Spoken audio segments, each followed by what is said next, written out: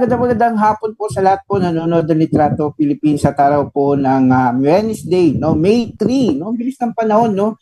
Mayo na, yung mga nakaraan samantalang tayo magkakasama ano lang, June, January,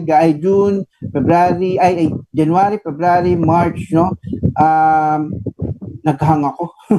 Recently, no, ayan, kailan lang na-interview natin yung mga candidates ng Miss Earth. Pero ngayon, no, sila na ang winners ngayon po ngayong araw, no. At so far meron na po tayong 3, no, na kandidata. Oo, sumasagap yung electric fan. Ayan, oo. Hold on, babalik lang ako ng ilang minuto, ayusin ko lang yung aking sumasagap daw kasi yung mainit kasi dito. Sige, go ahead. Magbabalik po muna Litrato, please, pagkalaan pa rin ang paalala.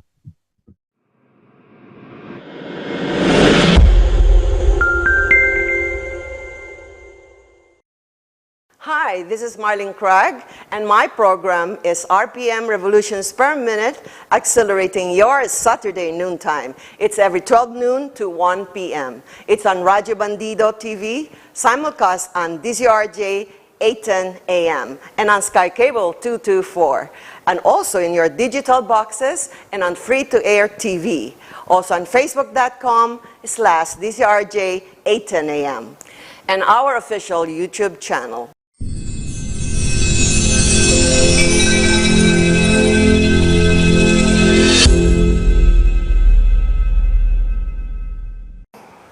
𝗟𝗵𝗶𝗶𝗶𝗀 po sa inyong pambansang palatuntunang Tsahtsahin Mo Baby.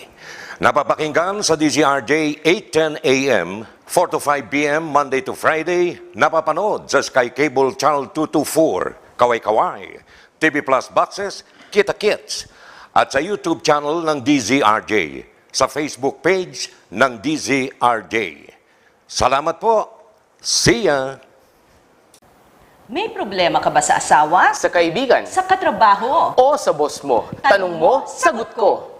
Tuwing Martes, alas 12 ng tanghali hanggang 1:00 ng hapon. Maaring mapanood sa Radyo Bandido TV, Channel 224 Sky Cable, at lahat ng digital boxes at free-to-air TV. Pwede ring mapakinggan sa DZRJ 810 AM Radio. Live streaming sa facebook.com/DZRJ 810 AM. At sa aming official YouTube channel. Tandaan! Ang buhay ay parang batas. Paminsan magulo, pero may abogadong tutulong sa iyo. Ako po si Attorney Nikki De Vega. At ako naman po si Attorney Carlo Nicolas. Para sa Ang Buhay at Batas.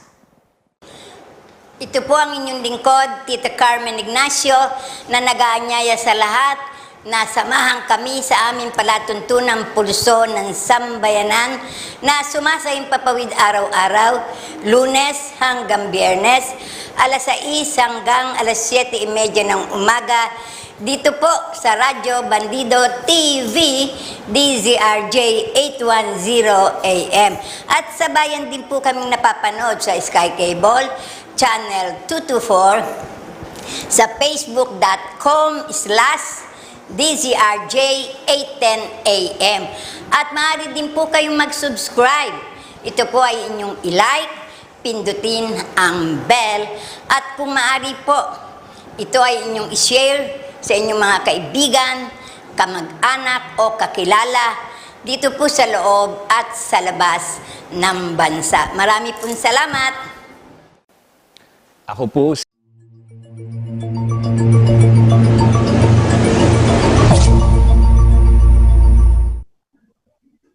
Ayan, nagbabalik na po ating programa Litrato Philippines at pasensya na po kasi kanina medyo maingay po yung nagkipagtitipid po sa atin ng kuryente, pero talagang kailangan po talaga natin mag-less noise. So, ayan, at ngayong araw po, no, bago tayo mag-umpisa, inimbitahan po muna namin kayo na i-share, no, ang aming live by Sky Cable, sa aming live dito sa social media via facebook.com/DZRJ10am at sa aming social media account facebook.com/DZRJ10am at aming YouTube channel DZRJ10am Radyo Bandido. At meron din po kaming TikTok account, no, DZRJ10am, at meron din po kaming apps, 5 apps na Radio Garden apps via iOS and Android para po mapakinggan niyo po kami sa buong mundo. Since isa sa mga nanalo sa atin ay from Australia, sa mga taga-Australia dyan, you can download Radio Garden app and Streama apps, no?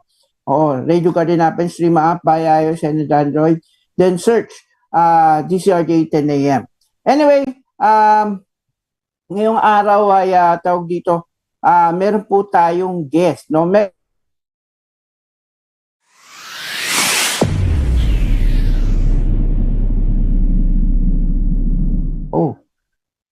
Ayan, TV Box and DTT Boxes nationwide. At syempre, mapapakinggan nyo rin kami no, sa aming talapitan, DCRJ 10 a.m. Yan po yung aming mga platform. TV, radio, social media, meron din po kaming mga, ayan, meron din po kaming mga, ayan, no, apps, no? So, lahat po, pwede na nating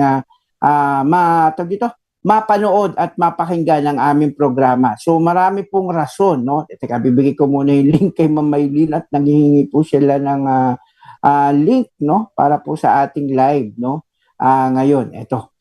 Pa-share na rin po ng ating live, no? Meron po tayo dyan sa facebook.com. Meron na rin po ako sinare sa aking timeline. Anyway, ngayong araw may makakasama tayong mga naggagandang binibini na nagwagi sa Miss Philippines Earth, ayan, 2023. Sa Toledo lang to ginanap sayang, no, sa Cebu, no, kung ito po yung ginanap lang dito sa Metro Manila, sana, no, nandun po sana tayo at ma-cover natin siya ng harapan, no, marami sana tayong pictures, no, larawan. Ngayon, hihingi tayo ng mga pictures tutuloy sa mga candidates para po ma-publish natin sa dyaryo mamaya, no, actually, magsusulat din po ako ng newspaper later, so I will ask some photos from them, no, yung magagandang photos nila, kuha nila during coronation night. So, yeah, no, and then I'll publish it on our newspaper. Anyway, we have a guest for today, no. Meron tayong 5 winners, no, na Miss Philippines Earth at ito sila, no. Pakilala natin isa-isa para at least makita naman ang ating naggagandahang mga kandidata, no, kanilang mga sarili science sa TV, no, ayan. Actually, for the first time, no, makakasama namin live, no, on our radio. Actually, na-interview ko siya, ambush interview during a press conference si 𝗟𝗶𝘁𝗿𝗁. But this time, no, we will have a full interview with her, no, kasi syempre kasama na natin siya. At eto, pakilala natin yung mga guests for today. Unahin muna natin, syempre huli natin yung pinaka-winner, no. Unahin po muna natin yung ating Miss Earth ecotourism, no? Actually, she is also from Toledo City at na-interview na po natin siya before. Walang iba ang napakaganda, si Miss Athena Auxilio. Hi Athena, good afternoon. Hello, good afternoon. Ayan, no. It's good to be back here. Oo, kamusta? At ikaw na yung, ito, Miss Ecotourism, are you proud of your crown? And what is your plan as well, no? Bilang, bilang Miss Ecotourism na Miss Philippines Earth.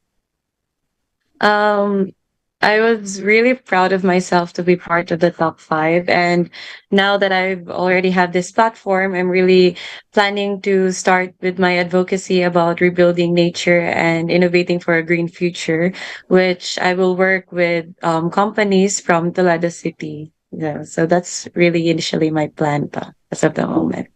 Oo, pero how's the people in Toledo? Are they very proud na okay lang sa kanila that even though hindi ikaw yung crown ng Miss Philippines Earth, pero ikaw yung Miss Ecotourism, how happy your city is, including your mayor. No? Siyempre, yung mayor yung ating nag-sponsor sa'yo, and then also dun sa coronation night at the same time. Yeah, they are very proud of me. Actually, sorry. Can you hear me? Hello? Kawawa eh. Yes, good. I mean, okay. How happy are you? And how happy your family, your city as well, your people in Toledo, including your mayor, who sponsored the coronation night. Go ahead. Actually, they were very proud of me and announced that I was the first Toledana to ever win a national crown. So even though it's not really the main or the winning crown, but I still won a national crown for them, and I really made them very happy, and I'm forever grateful for it lang. Oo, That's actually, all. no, I'm very happy for you, no? Oo, even though dun po sa actually din meron akong yung bago pa po tayo mag-umpisa ng Miss Earth. Tawag dito, Mhm. meron po tayo bago mag-coronation night, meron po kaming nilabas sa dyaryo na hint namin kung sino yung mananalo, no? Actually, pang-anim si Mm. Athena, no? Pero sinabi nung editor ko na di ba 5 lang yung winner, baka makonfuse yung tao kung 6 ilalagay natin pictures diyan, no? So, piliin mo na lang. Piliin mo na lang sa palagay mo yung tawag dito, sa palagay mo may malaki yung chance manalo. So, nagkabaliktad lang ako, no? Si Mm. Athena pala yung pang-5, pang-6, Mm. ito si Princess. No, sayang, no? Oo. Anyway, hindi. One at a time lang muna, brother. One at a time. Para at least later, pagka magsasalita na sila lahat. Ayan. Anyway, we would like to, to congratulate din yung Toledo City, no, for giving us opportunity. I mean, the Miss Philippines Earth held, no, in Toledo City. And I hope lahat ng kandidata ay Yes. very happy, no, sa Toledo while they are staying in Toledo, no, and for sure, no, nag-enjoy po sila sa atin. I mean, nag-enjoy sila na nandun ginanap yung Miss Philippines Earth, no? At ako sa unang Yes. pagkakataon. No? This is the first time that Toledo held a coronation night, di ba? Tama? Yes, a first national pageant. Like that's the first national Oo. pageant they Pero ever held. But nakabisit na there rin are a lot yata of dati ang pageants. Miss Philippines Earth before. Tama ba? Mm-mm. Nakabisit Yes na po. yung mga Miss Philippines Earth before, yung mga dating candidate, no? Oo. Ayan. Oh Ito, no, actually sa Tuburan po yung tuburan yon. yung place na Ah, na-visit sa Tuburan, yes po. Not in Toledo. okay. So, this is the first time talagang nag-cross sila pa Toledo, no? Tama? Yes Oo. po. Yes po. Ayan. Anyway, tawag dito ito. Sinishare ko lang yung ating live, pagpasensyahan mo na. Anyway, ito. Pakilala naman natin yung susunod na guest, no? Later may tatanong ako sa iyo, tawag dito, Athena. Ito. Sunod naman natin ang ating, syempre after ni Athena, here come, no? Our, one of my favorite candidate in Miss Philippines Earth, na kamukha ni Kim Domingo, no? No other than our representative from Melbourne, Australia, but now the Miss Philippines Earth Choir, no other than 𝗟𝗶𝘁𝗶𝗽𝗍. How's 𝗟𝗶? Good afternoon. Hi po, afternoon. Hi everybody. How are we all doing? 𝗟𝗶? Yan, no? Ako yata ay nag-freeze, no? Hello po, can you hear me? Ako.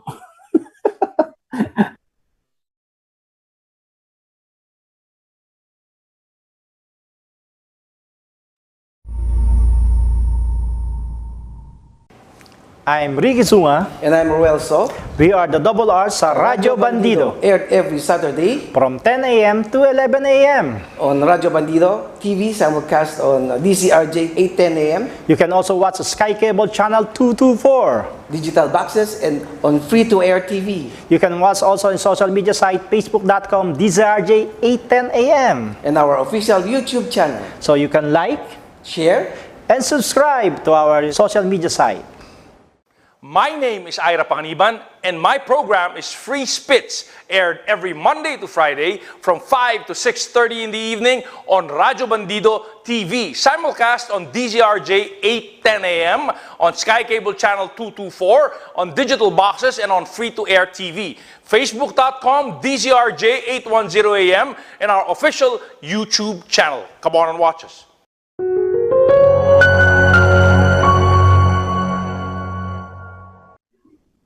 Ayan, no? Oo, at ewan po ba, hindi ko alam kung anong problema nito ni, wag ko na banggitin yung network, no? Kasi baka, tawag dito, kumita pa sila, no? Dahil sa ating pag-mention. Anyway, eto, Shauri, hi, how are you? And I'm glad you are here in DCRG 8:10 a.m. One of my favorite candidates who also expecting to be a front runner in Miss Philippines Earth. Now you are the Miss Earth Fire. How happy are you? I'm very happy. Words don't put any justice to how I feel. I'm just really blessed to be here. You know, first international pageant, and really, I'm just so proud of myself. And I hope, since you are Miss Earth Fire, what are your plans, during your reign, as Miss Earth Fire? My plans really are, just to really push for my advocacy, which is just, targeting waste reduction and sustainable lifestyle for the youth. Because once again, really, it's important that my advocacy is close to my heart, and being a part of, the younger generation, I feel that I can really push it now that I have more of a platform. So really pumped and excited to do that alongside my ecosisters. Wow, that's great. And I hope you will be the best family, during this reign, in Miss Philippines Earth, and then the best one, I hope some of you have talent who would like to sing and dance, so that when you visit some places, you will perform something for them, something like that. Anyway, let's move to the other candidate, which is okay. I'll get back to you. I have some question also as well. Okay, let's move to another Miss Philippines Earth, who was representative of Puerto Princesa, and one of my also hint, as a front runner dito sa Miss Philippines Earth, from the very beginning. Kasi nung nakita ko siya sa press con, akala ko talaga, to be honest guys, akala ko maganda lang si Jemima sa TV at sa pictures, Nung nakita ko siya sa personal, so baka, oh my gosh, ang ganda niya pala talaga kasi hindi niya ako pinansin. Okay lang yun. Pero ang importante, pero ang importante, nakita ko siya na napakaganda, Na ngayon, papakilala natin ang nagwagi Miss Philippines Earth Water, walang iba kundi si 𝗣𝗵𝗶𝗶𝗽𝗶 tawag dito, Zabala. Hi, 𝗣𝗵𝗶! Hello po, Sir Mike. Hello, thank you po. Pasensya po. Sorry po talaga. Hindi ko okay lang. Busy lang siguro, o hindi mo lang ako namukaan that time. Dumaan siya kasi sa... Ang dami pong media. Oo, dumaan lang kasi sa harap. Tapos kumaway ako, wala lang, tingin lang siya. Ganun. Sabi ko, ay, hindi ako nakilala. Okay. Pero okay lang. Pero ang importante na happy ako sa'yo kasi nasama ka sa winners talaga, And I am so very proud. Sabi nga nung editor ko, ang galing mo humula, Mike, Sabi ko, di kasi yun talaga yung napipil ko talagang mananalo ng Miss Philippines Earth. Saktong-sakto, Kasama ka, kasama si Shauri, kasama si Liana, kasama si tawag dito, si Papa, isa lang. Biglang ganun, Si Kerry, Siyempre. Kerry po. Si Kerry. And of course, nasama ko rin si Princess at pang-anim ko talaga si Athena. Unfortunately, sinabi lang ng editor ko na alisin ko na yung pang-anim. That's why 5 mukha lang yung na-publish kasi 5 winner lang naman daw yung hinihingi, But anyway, okay lang yun kasi baski si Princess is semi-finalist, Pasok pa rin siya, as runner-up. Anyway, si 𝗣𝗵𝗶 ang ating Miss Philippines Earth Water, and Puerto Princesa ay napapaligiran din talaga ng tubig. Yes po. Oo, so maganda rin po na siya rin ang manalo. So meron tayong idea kung ano yung mga plano ni 𝗣𝗵𝗶 bilang Miss Philippines Earth Water ngayong taon. Sige, go ahead, 𝗣𝗵𝗶. Baka meron ka naiisip na plan. Sige po. Thank you once again, Sir Mike. And I'm really just grateful po for the experience, and talagang grateful pa, lalo pang mas naging grateful pa na naka-place ako and nakakuha pa at mag-uuwi pa ng crown sa amin sa Puerto Princesa. And yun nga po, I'm very happy na water, and I feel na mas match po siya sa akin as a Puerto Princesa from Palawan. So, my plans for now po is to, of course, fulfill the duties that were given na ilalatag po sa amin ng organization. And aside from that, to work with my Eco Sisters and to continue lang po yung aming mga nasimulang advocacies. Personally, I'm advocating for early childhood and environmental awareness, more on education po sa young children, sa mga environmental activities, environmental awareness po, so that as young as they are, they will be trained na po, and as they grow up, they will not depart from it. So as bata pa lang, sanay na po natin sila sa tamang waste management, yung sustainable lifestyle. So as young as they are, I wanted to teach them. Siguro, one child at a time will do. So that's what I am, yun yung vision ko po for this year para po sa aking advocacy. So yun, thank you po. So what if kung yung local government mo, syempre of course your Preso Princesa City, are very proud of you. Sure ako pag uwi mo papatawag ka niyan, no? At in case na merong mga activities, no, na naisip ka for Puerto Princesa, ano kaya yon para mas mas ma-promote mo yung reign mo as Miss Philippines Earth Water? Ano ba yung naisip mo? For now po, yes po, I'm planning po to work with the LGU and the Department of Education as well.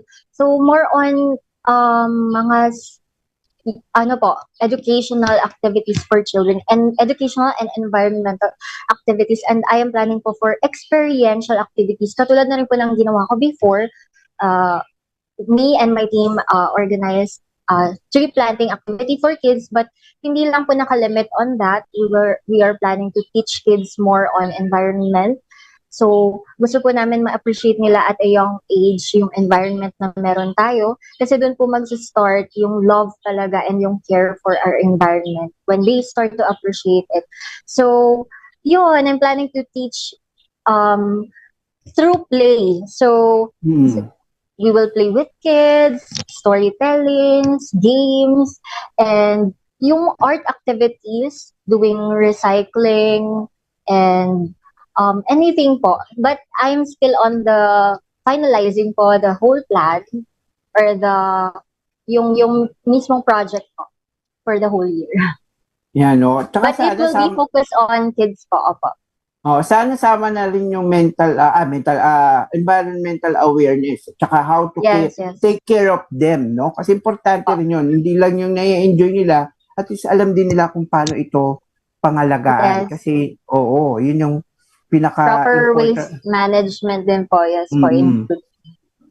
Anyway, may tatanong ako sa uli mamaya, but now, no, I think apat lang kayo, wala yung ating Miss Earth Air, no? Yes, at I think we'll move forward to our winner, no? Actually, ito, kaibigan na rin namin to, matagal na. At the same time, nanumbalik na rin siya sa Miss Philippines Earth, no? Way back, nakalimutan ko, 2020 ba? 2021. Correct me na lang, Liliana, kung anong year yun, ha? But yes, anyway, no, I'm so very proud. I'll get back to you, Jemima, later. Now, papakilala naman natin ang ating winner, no, ng Miss Philippines Earth 2023. Walang iba kundi si Liana Marie Aduana ng Sinuluan, Laguna. Hi, si Liana, magandang hapon siya, and congratulations, no, winning this crown, no. And I know na ito talaga, no, yung pinaka-aim mo from the very beginning na maipanalo tong crown na to. Now you have it in your head. Ano ba yung mga naiisip mong plans, no? To coordinate with your eco-sisters. Ano ba yung mga naiisip nyong plans na pwedeng supportan ng eco-sisters mo na at least makakatulong din sa environment as a Miss Philippines Earth Queen? Go ahead, Iliana.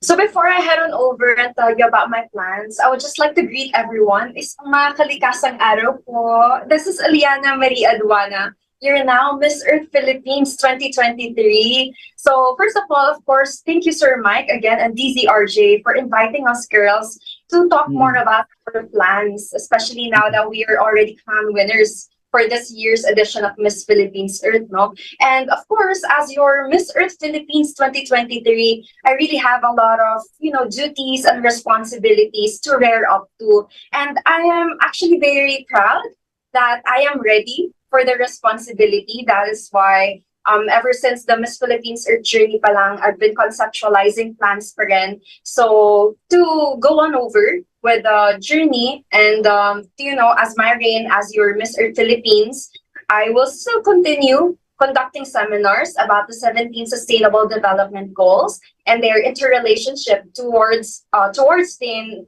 nature and to the environment. And I've been doing that kasi in different sectors of Laguna. But this time around, as the crown winner and as a representative of the Philippines, I aim to reach out to more sectors that can be found in Luzon, Visayas, and Mindanao. And I hope to be able to do that too with my eco-sisters, no? And at the same time, kasi I have my nonprofit organization, which is called Education for Everyone. And that is the platform that I'm gonna be using in order for me to maximize my productive capacity as your eco-warrior. So on the academic excellence part, that is what I'm doing. The colloquiums, the seminars. At the same time, I have to fuel up people with social competence. So those are the waste cleanup drives, the tree planting activities, the ocean cleanups, all of those fall under the social competence part. And I'm hoping to tap more people to join me in this mission in fighting climate change and in fighting for Mother Earth. Because like what I always tell people, especially in my seminars, there is truly no effectiveness without discipline. But there can never be a perfect discipline without education that is fueled with action. So I always aim to power up academic excellence with action right afterwards. So I'm just super excited because I know I've been doing it for the past few months. But I know that with the Miss Philippines Earth organization, at the same time with the title and the crown, I know that I am able to do more, especially with my eco-sisters and my elemental queens. Just super excited. Oo, at I think mas mag-enjoy yung ating mga Miss Earth tawag dito queens din na makakasama mo towards yung mga plans with it, especially dun sa mga clean up drive and also educating children towards environment. Almost nag-same lang naman din kayo ng inyong plans and goals, and I think this is a common good for everyone of you na meron kayong single goals, especially when educating children, not only educating but awareness din, through environment as well, how to take care of them, Maganda rin yan, really guys. Talaga to that. It really boils educating people that we give them the power that the power to discover the superpower that they have within them.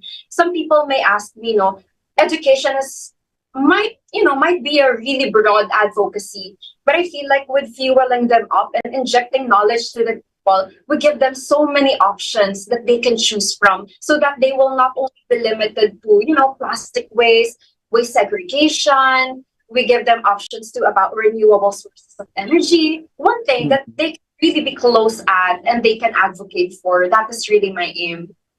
Yes, oo. Actually, proud nga ako din sa mga kasamahan natin dito sa mga winners, Kasi I think this is one of the best winners we ever had, Kasi may dalawa tayong PhilAm and then meron tayong dalawang locals from Cebu and Palawan, and then from Laguna, NCR, and I think almost part ng Pilipinas meron tayong reps, Parang ganun ang lumalabas, At talagang wala lang tayo nakuha sa Mindanao, but definitely pwede na naman din yung Visayas and ito si Palawan to tap with other issues and problems that maybe that they can have a project with them dito sa lugar ng Mindanao. Anyway, meron akong question, unahin na natin si Miss Earth Queen, si Liana, pero bago ko tanong yan, ano ba plano muna ng local LGU mo, meron bang parada whatsoever, festival na gagawin, festival tawag dito, parang fiesta sa yung pagbabalik dyan sa sinuluan?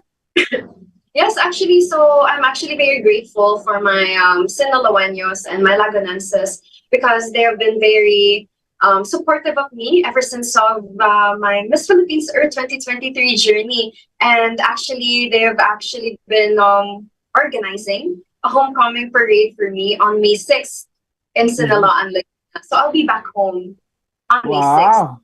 And always and to express my ultimate gratitude for them.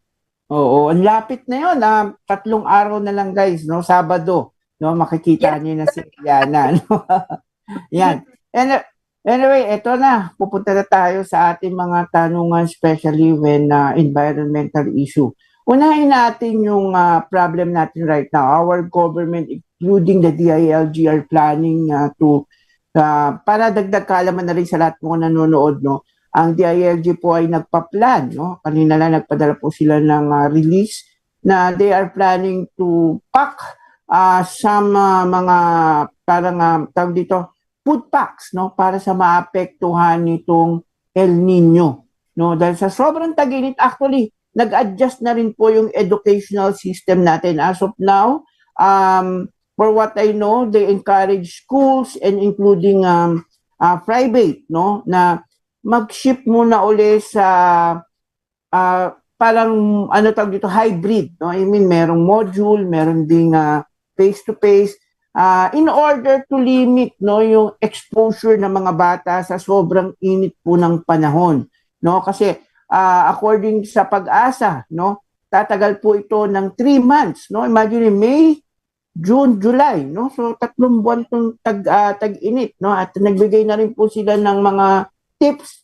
para makatipid din tayo sa tubig, no? As Miss Philippines Earth, no? Ask kita, meron ka bang naiisip na plans in order to encourage people, no? To not only to prepare but also parang malesen yung effects nitong El Nino on us as Miss Philippines Earth. Go ahead. Miss Earth. Miss Philippines Earth pa pala. Okay, go ahead, Eliana. It's really a disheartening reality that El Nino and such cataclysmic events are still happening, especially that in the Philippines. We're very known to be, we're very a tropical country. We have a very high temperatures. That's why El Nino happens every now and then. It may be considered as unforeseen, but it is completely predictable because it happens every now and then. Cataclysmic events like this are really inevitable. So my plan for this is, of course, to educate people, but more than that is to really, promote public education, exertion of effort and pressure towards the governmental agencies, the LGUs, to really come up with concrete solutions and strategic planning. So when we go about catastrophic events like this, like El Nino, La Nina, some tropical storms, all of those kasi are really inevitable in the Philippines. But when we have disaster preparedness, risk mitigation, and resolution policies, when we go about them, we will be multiple steps ahead ready to take on those kind of events. At the same time, as individuals, we also have to work all together, not cumulatively, not only in a summative effort, but something that is multiplicative when combined together. Then we are able to achieve developmental progress, because we have to understand that everything in nature is really in connection with our actions across all time and place. And our decisions really play a very important role in shaping what it looks like in the future. So we have to always, go back to our core values and really discover the superpower within us to really make a change and inspire other people to do it with us. Yes, no, and I think every one of us should be aware, for what's happening right now, and kailangan din nating magtulungan, from one another in order to survive, and mas madali nating mais yung mga problema na kinakaharap ng Pilipinas o ng ating bansa. Anyway, before, thank you very much for that, Eliana. Before I shift to another candidate, gusto ko munang bigyan ng pagkakataon report ang ating kasama na si Sir Chris Lucas, no? Tatlong MOA, ano to? Nilagdaan ng QC-LGU at MWSS. Tawag dito, papasukin natin muna report ni kasamang Chris Lucas. Sir Chris, magandang tanghali po. Go ahead. Lumagda sa tatlong Memorandum of Agreement o MOA ang pamahalaang lungsod ng Quezon sa katauhan ni Mayor Joey Belmonte at Metropolitan Water Works and Sewerage System o MWSS na kinatawan naman ni Administrator Leonor Cleopas kahapon sa punong tanggapan ng MWSS sa Katipunan, Quezon City.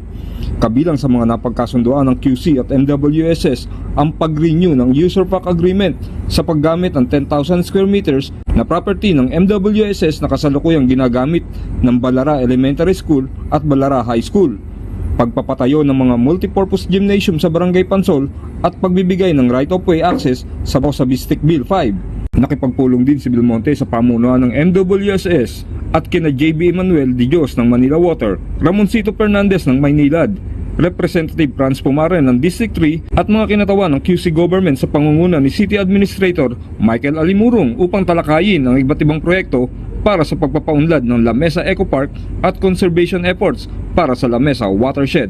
Ayon kay Belmonte, makaaasa ang mga mamamayan ng Quezon City na walang patid ang pakikipag-ugnayan ng Quezon City Government, MWSS at mga water concessionaires upang makapagbigay ng sapat at ligtas na inuming tubig at ang mahusay at maayos na serbisyo para sa mga mamamayan. Ako, si Chris Lucas nag-uulat para sa DZRJ 810 AM ang Radyo Bandido TV.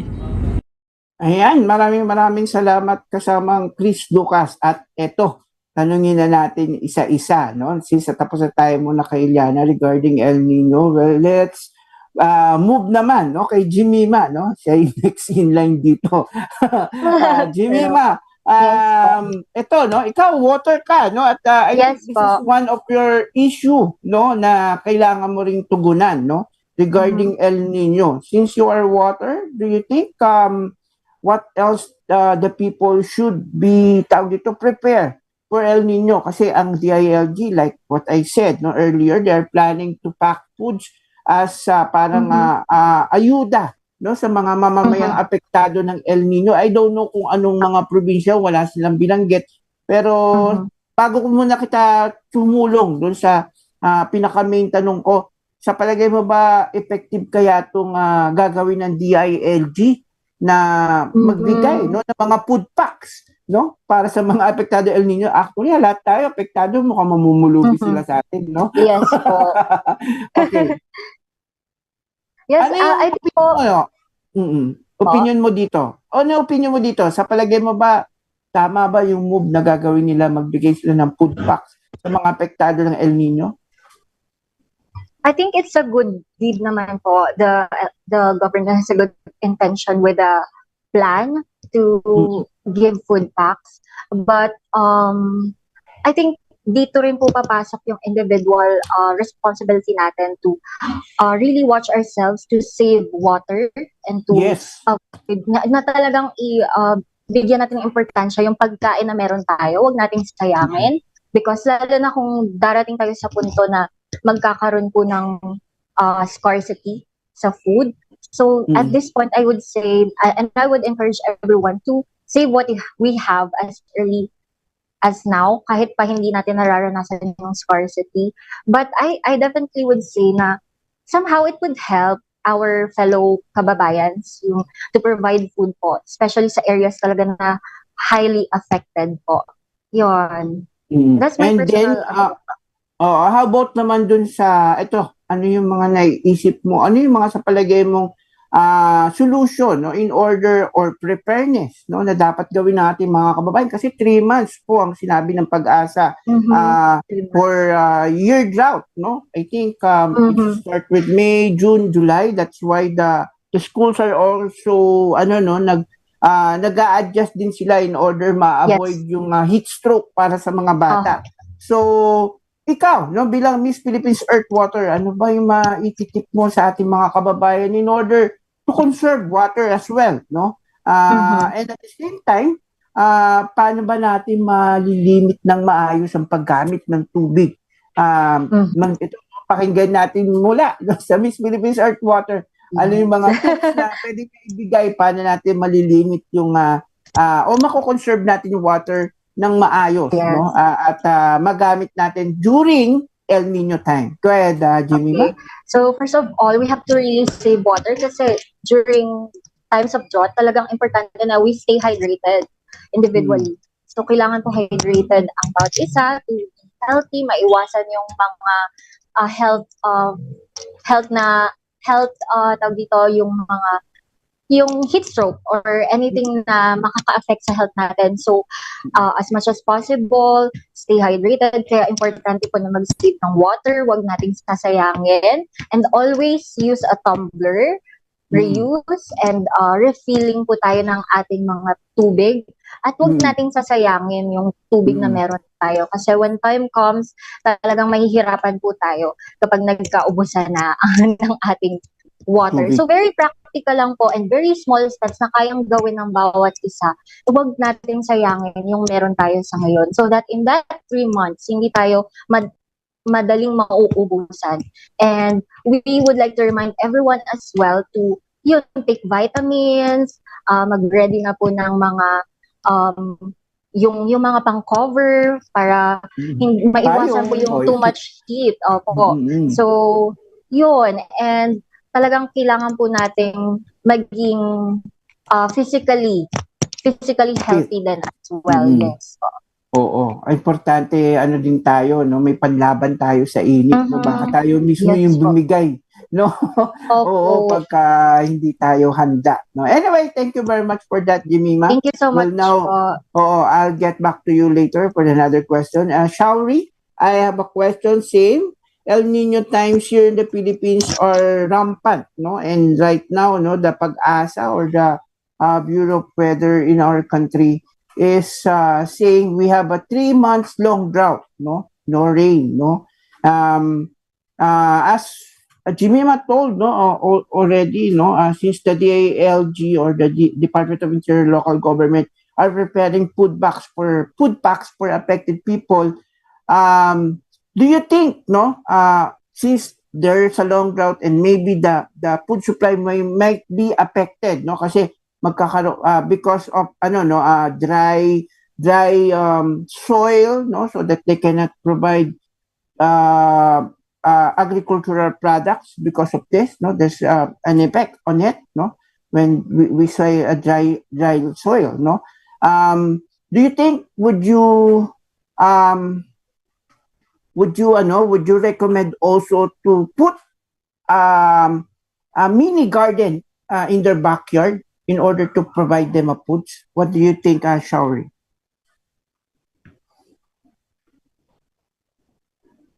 Hello, can you hear me? Yes, we can hear you. Go ahead. Okay, awesome. Cool. Yeah, I definitely would encourage that a mini garden state in their backyard. I thought that would be a good start. Also, then I'm considerate that some people may not have access to the resources to actually start a garden because they do take up quite a bit of resources, and also they can be expensive to maintain. But if you can, then go for it because it will become more beneficial to you during this time. But also, really, during this time of El Nino, I believe that the government has to be a bit more considerate about those people who aren't economically, advanced as such, because not everybody really, like I mentioned before, doesn't have the access to proper food security. So I'd really say that, with the food tax, they have to be a bit more lenient on that, and considering that, there's going to be a lot of people who are financially struggling, especially during this time, and especially to the farmers as well. It's their livelihood. So really, just to be more mindful and be more socially, equitable, because in the end, if we really want to come together and prevent such natural disasters and climate situations like this in the future, we really need to be considerate of every person socially. Do you have any tips for our Filipino people to conserve water? Do you have some tips you can share for us? Yes. To conserve water really also just comes to realizing, daily habits, and such as showering, for example, limiting the time you shower, also being mindful of what foods you purchase and how much water consumption they take to produce those foods. Yeah, also mentioning before, like, having a small garden in your backyard in the end will be more beneficial to you, and also in saving water too, because you won't have to then, pardon me, you won't then have to, end up using more water in the future to, sorry. Okay, it's okay. Anyway. Yes, yeah. Thank you for that, Thank you po. Shari. Anyway, let's go to Athena. Athena, ito, ikaw sa Cebu, sa Toledo, no? I think, syempre, Hello. maapektuhan din kayo dito ng El Nino sa tag-init, since you are a mining city, no? Medyo kailangan din natin na, maghanda at the same time, yung hakbang ng DILG, like 𝗟𝗶𝗶𝗶𝗽𝗶 said, na okay naman din yun. So, wala naman nakikita. Kaso so far, no, nakikita ko parang masyadong malaki yata ang kailangan. No? Kasi hindi naman almost farmers lang ang pwede natin bigyan. Napakarami rin na mamamayan din magiging apektado nito, lalo-lalo na sa mga walang supply ng tubig. No, Athena? So, may mga matitips ka ba? No? In order not only to conserve water, but also paghandaan din nila na magkaroon din ng shortage ng pagkain. Go ahead, Athena. I feel like the initiative of the LGU giving out food packs was a good idea, or is a good idea, to prepare the people who are affected by the El Nino, to give them time to save up and prepare for food security. But at the same time, it is, as what Ate Jemima said, that self-preparedness is very important. Your health, and to evaluate your own property just to prepare yourselves for El Nino.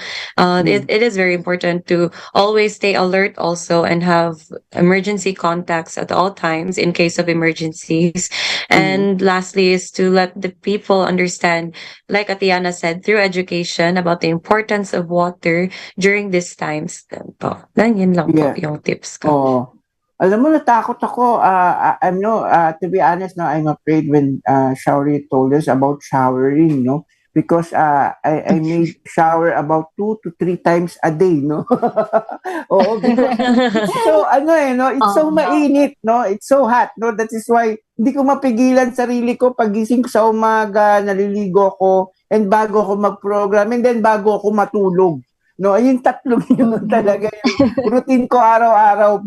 Ngayon lang naman to, na yung tag-init. So maybe may point nga siya na ito nga yung ginamit kong water, pero I will give you a tip din also. Actually, ang ginagawa ko dito in order to conserve water, yung pinagpaligo ko, nilalak ko yung flooring nung namin, para hindi naman mag-swimming pool yung hindi ko naman purpose na maging swimming pool yun, kundi mai-transfer ko yung excess water ko sa pail, and then ginagamit ko siyang panlinis ng sasakyan. Ayun, yung pinagpaligo ko, ginagamit kong panlinis ng sasakyan, no? Para may reuse yung aking water. Yun, no? Instead na pumunta ako ng car wash at sobrang init ng sasakyan ko.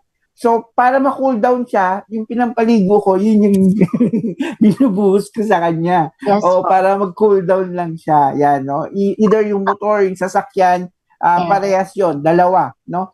Anyway, meron akong last question. Medyo bilisan na lang natin kasi meron na lang tayong 8 minuto, and I hope I'll give you 1 minute each. So, let's start to, Athena, since ikaw na lang yung huli. Being a Miss Philippines Earth, no? Sa palagay mo, ano ba yung essence ng isang magiging Miss Philippines Earth dito sa ating bansa? Essence, being a woman of the earth. Ayan. Essence of being women of the earth. Go ahead, Athena.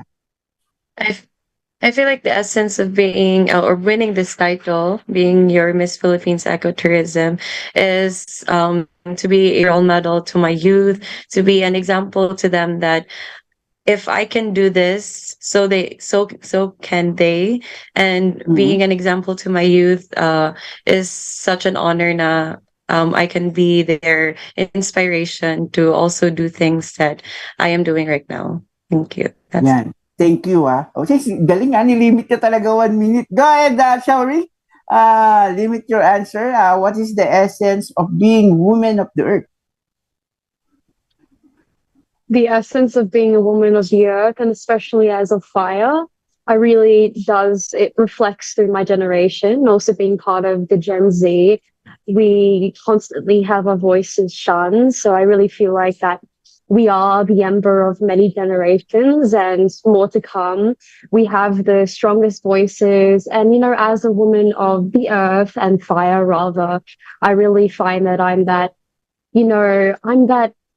I'm a part of that ember within that fire, and I'm ready to ignite the path for so many people in the future, and especially so many children and people who really are having that anxiety of the climate and seeing whether they'll be able to see their homes the way it is for its beauty now in the future. And I want to be able to be there and give them that pat on the back and really say that, I'm one of the women of the earth who's got the back of you guys, and I'm willingly here with my other eco-sisters trying to take, as many initiatives as we can to really tackle this issue.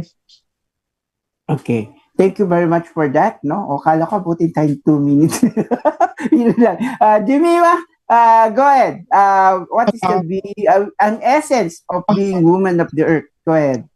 Okay, before I answer that, Sir Mike, I'd like to add sa nabanggit mo kanina, nakalimutan ko sabihin, to save water din.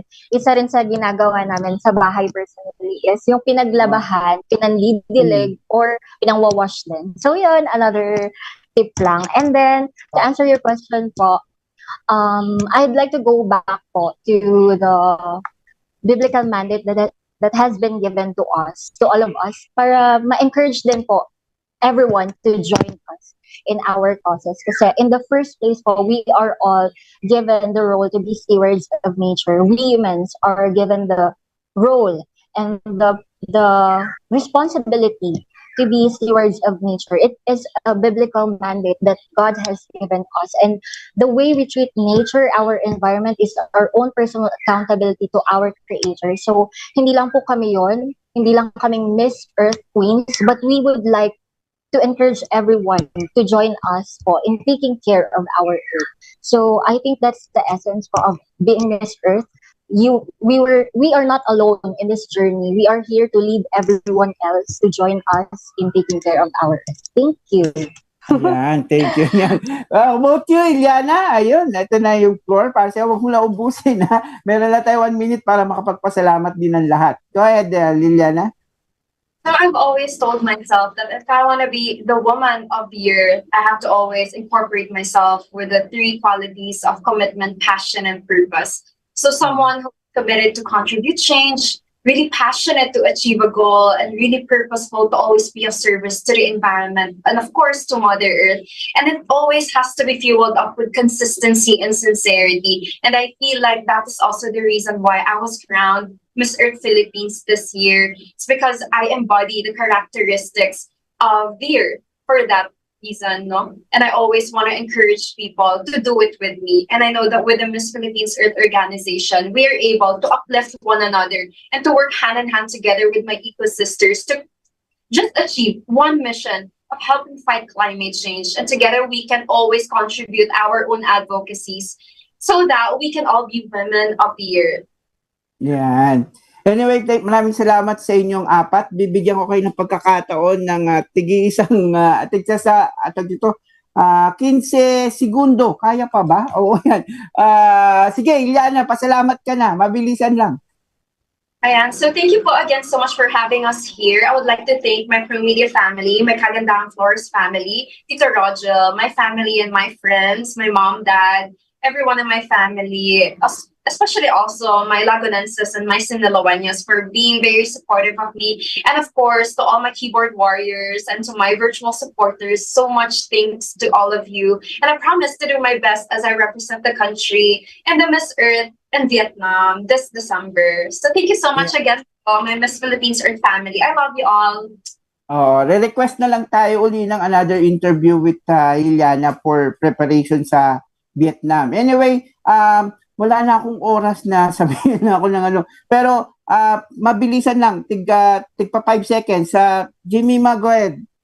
Hello po, thank you po sa lahat ng sumusuporta po sa amin, sa Puerto Princesas, Palaweños, my family and friends, sa lahat po ng virtual supporters namin. Thank you po. Yan, binisan ko na po. Okay. Okay. 10 seconds, Shauri. So yeah, I'd like to thank the Miss Philippines Earth organization. I'd like to thank you for having us I'd also like to thank my dad, my momager, my tita, Angie.